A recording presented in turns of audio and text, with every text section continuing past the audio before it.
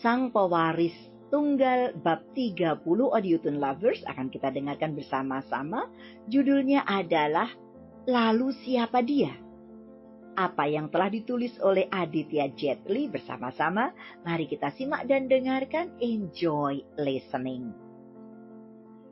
Kalian sungguh tidak punya hati dan perasaan. Tidak ada sedikit pun rasa kasihan melihat tubuh ibuku yang sudah tua ini. Teriak Danis marah. Baru kali inilah dia bersuara membela ibunya yang didorong-dorong seperti itu. Mendengar pembelaan seperti itu bukan membuat pelayan tersebut menjadi iba, tapi malah emosi dengan mengeluarkan kata-kata yang kasar, mengancam dan menghina. Cepat pergi dari sini. Kalau tidak, aku akan memanggilkan satpam untuk mengusir kalian semua. Dasar gembel. Sudahlah Dani, mari kita pergi. Lagian ini bukan tempat umum yang sembarangan orang bisa masuk. Kalau tidak memesan makanan di sini, ucap Nenek Wolf pada anaknya Danis, dan sudah mulai mengalah dengan situasi yang semakin memanas. Sebelum terjadi sesuatu yang tidak diinginkan, mereka memutuskan untuk pergi dari situ secepatnya. Bagai sebuah sinetron, setelah diusir dari tempat manapun di tengah jalan pasti turun hujan. Hal itu pun juga terjadi pada mereka berempat. Tapi kali ini hujan yang turun adalah hujan beneran. Dan ini bukan adegan sinetron, tapi benar-benar nyata menimpa mereka. Maka sekarang jadilah mereka gelandangan terbuang yang tidak satu orang pun peduli akan nasib mereka berempat.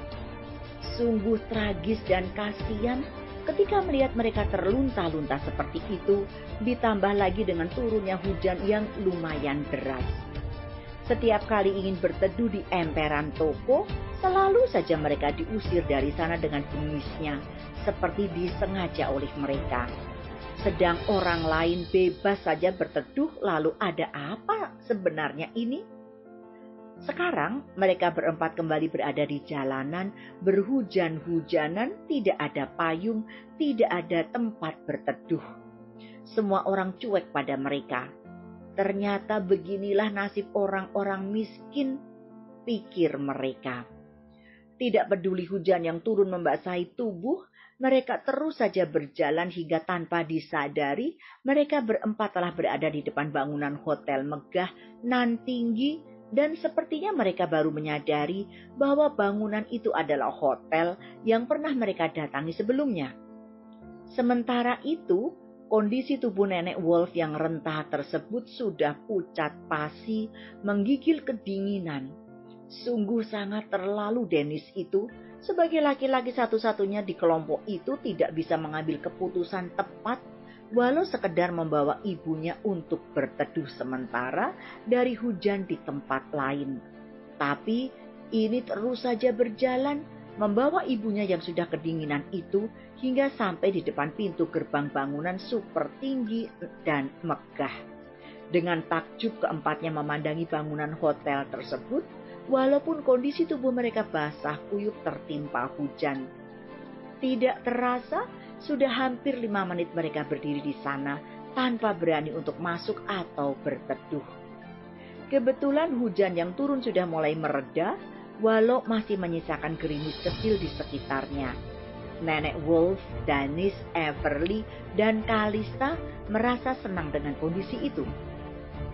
Di tengah mereka sedang asyik berdiri di dekat pintu gerbang masuk hotel, tiba-tiba lewat beberapa buah mobil mewah melewati mereka.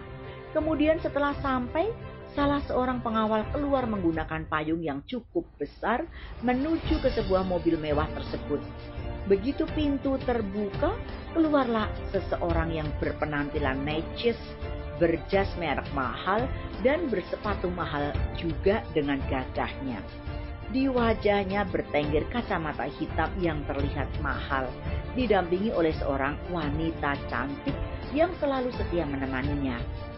Setelah dia keluar dari dalam mobil, dia sekilas mengedarkan pandangannya ke arah pintu gerbang dan mendapati ada 4 orang yang sedang berdiri di sana dengan kondisi yang sangat memprihatinkan yang tadi sempat dilihatnya.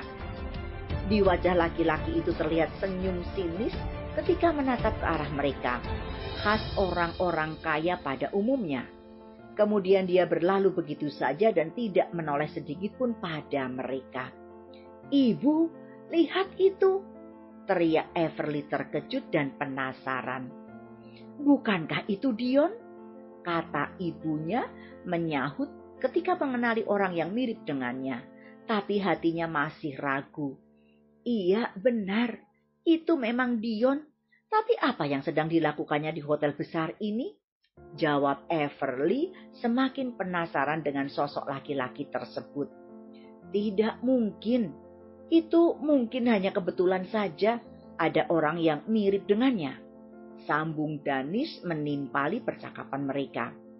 "Kalau bukan Dion, lalu siapa dia? Kenapa kalian berdiri di situ? Apakah kalian mau mengemis?" bentak seorang satpam dengan garangnya sambil melotot ke arah mereka. "Jangan sembarangan kalau ngomong. Tak tahukah kau dengan Nyonya Wolf, orang terkaya nomor 2 di kota ini?" tangkis Danis meradang. "Tidak peduli siapa kalian, cepat pergi dari sini sebelum Tuan Muda marah karena melihat gelandangan seperti kalian ada di hotel ini." Satpam itu adalah orang baru, jadi dia tidak mengenal siapa mereka berempat itu. Sedangkan 4 satpam yang sebelumnya telah dipecat dan sekarang sedang menikmati kesombongan mereka di penjara.